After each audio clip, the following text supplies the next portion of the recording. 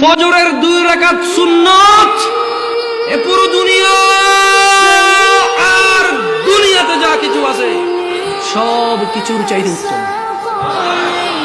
তাহলে যে 2 রাকাত সুন্নত পৃথিবীর চাইতে উত্তম, ওই 2 রাকাতের সুন্নতের পরে যে 2 রাকাত ফরজ রয়েছে, এই ফরজের আল্লাহু আকবার কি দিয়ে মিটাবা? এই ফরজের সামি আল্লাহু লিমান হামিদা কি দিয়ে মিটাবা?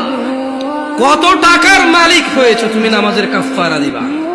যেখানে সুন্নত 2 রাকাতের মূল্য পুরো পৃথিবীর সমস্ত সম্পদ বিক্রি করে যদি একটা স্বর্ণ কিনা হয়, ওই স্বর্ণকে যদি এক পাল্লায় রাখা হয়, আর ফজরের 2 রাকাত সুন্নতকে যদি এক পাল্লা রাখা হয়, ফজরের 2 রাকাত সুন্নত ভারী।